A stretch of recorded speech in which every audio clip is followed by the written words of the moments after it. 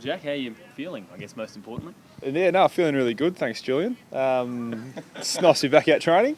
Obviously, yeah, concussion on the weekend. It wasn't ideal timing, but, I've bounced back really well. I think I was back up and about sort of probably 5 minutes after being taken into the rooms, and I felt pretty good as well after the weekend. So just really taking it easy today and probably for the rest of this week. And as I said before, concussion's not ideal timing, but, these things happen in footy, and just got to take it and move forward. How many times have you been knocked out in your AFL career?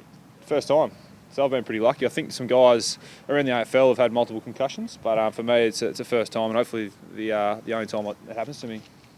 Your coach said after the match he'd already been speaking to you, said he's never going to stop the way you play the game, which is obviously very hard, but maybe sort of handling yourself a little bit better in those tight situations. Can you talk a bit about that? Yeah, no, well, after last season I had shoulder surgery, and just some of the positions I get myself into with my body, especially around tackling, it's probably not ideal for my shoulders. So I had a chat with the coach and our sports science guys in just trying to work on my tackle technique, and not trying to take away my instincts of the way I play footy, because you take away a player's instincts, what does he play on? I think you look at Daniel Wells, he plays on his instincts, he's a beautiful mover, he kicks the ball really well, and if you take that away from him, what kind of player is he? So for me personally, still going to play on my instincts, but just some tackling technique and stuff like that I just need to do a little bit of work on, which I have done in the pre-season, just to help hopefully play all the games this year. Yeah, were you trying to protect your shoulder with that tackle on the weekend, or was it you weren't thinking about the shoulder or protecting it the way you approached that tackle with Rance? No, I was out of position in that tackle, so that's my fault, and got dealt the punishment as well. So, it's something we work on with our tackling coach, John Donahue, who comes down, and it's really important we get our tackling technique right, and that's definitely an area I need to improve and that I will be working on. But, footy's a game, things change, and you've got to adapt to the way that the contest changes. It's a 360-degree game, so you're not going to be in the best position every contest of every game, and you've just got to manage as best you can. And unfortunately on the weekend I didn't do it too well. Delayed concussion can take as many as a few weeks to get over. If you've been in constant discussion with the doctors leading into round one to make sure that you don't suffer from any of that? Yeah, I've been in contact with the doc every day since the concussion, and I've improved every day as well, which has been great, and feeling really good at the minute, and I can only speak for the last 3 days, but it's improved every day, and if I had to I could probably get out there and train today, but the sensible approach the AFL and our club definitely takes on concussions is making sure that I do everything I can to be right for round one in next Sunday, Easter Sunday, so I'm really looking forward to that. Just on that, the NRL sort of had a bit of a crackdown on rules lately. As a player, do you feel like there's enough protection? Have we got the right rules in place in regards to head injuries? Get a shot of Walsh, he likes it. He's a newcomer to the game. Yeah. You'll learn.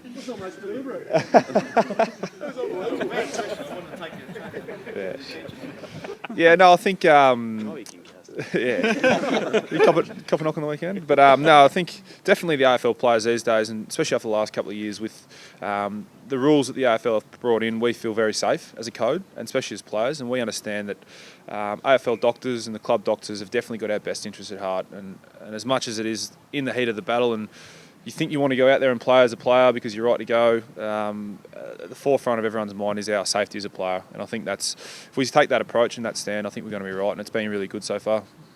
Jack, just before you got your concussion, you had a bit of a jarred shoulder. I think you had to come off. Just talking about your shoulders, how's that one?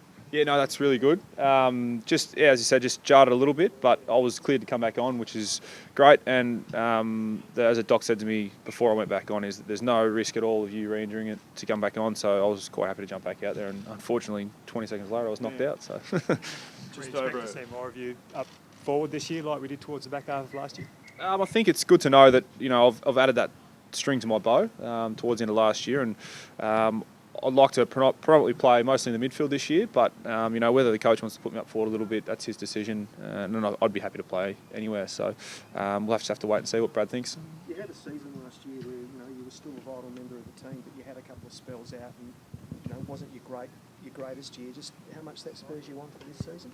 Yeah, I think personally, you want to play really well every week, but for me, I think as a team, we weren't that consistent last year. We dropped a few games where we probably should have won, and I think that spurs me on a little bit more than probably my individual performance. And that, if we want to get to where we want to get to as a team, we've got to play 4 quarters of consistent football week in, week out. And throughout the pre-season, that's been a big mentality of our whole group, is making sure that each training session, when you're a bit fatigued and a bit tired, that we really dish up good performances on the training track. And I think that we've done that, and our preparation's been really good. And hopefully come round 1, we can show that we're going to be a consistent football team this year, and a team that's really hard to beat.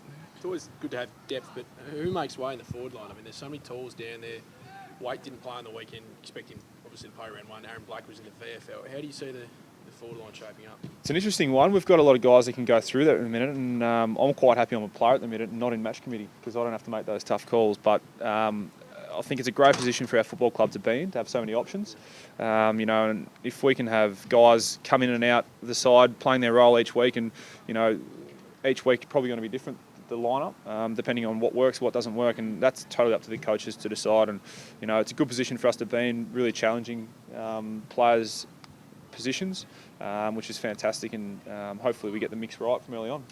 Sounds like every time you get injured, people seem to worry about your long-term future. Do you ever worry about your longevity in the game, given the run you've had? Oh, I don't think so. I think our medical staff at the footy club is fantastic, and the injuries I have had in the past, I've been rehabbed really well, and coming back from those injuries, I feel like a lot better than what I was beforehand. So I think longevity is probably not an issue for me, but as I said before, my goal this year is to play every game, and I'm going to work really hard to do that, to make sure that I'm out there every week, which is something I'm really focusing on. What does your week look like then next week?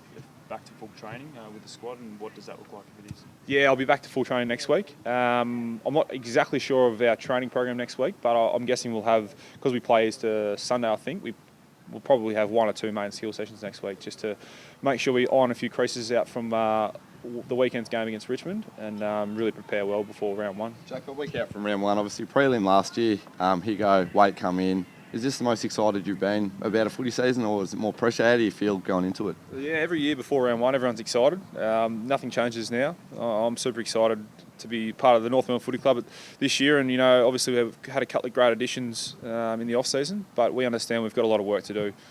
Losing a prelim final last year to Sydney by 70 odd points was probably a harsh reality check of where we were at, and I think that we've understood over the pre-season where we needed to get better, and we've worked really hard in those areas. But I've said this before in an interview, but the 17 other AFL teams this year are going to improve, and if we don't improve as well, we'll get left behind. So we're really looking forward to getting stuck into round 1 and the footy season, and it's a long year, and hopefully we can start really well against Adelaide. Steve,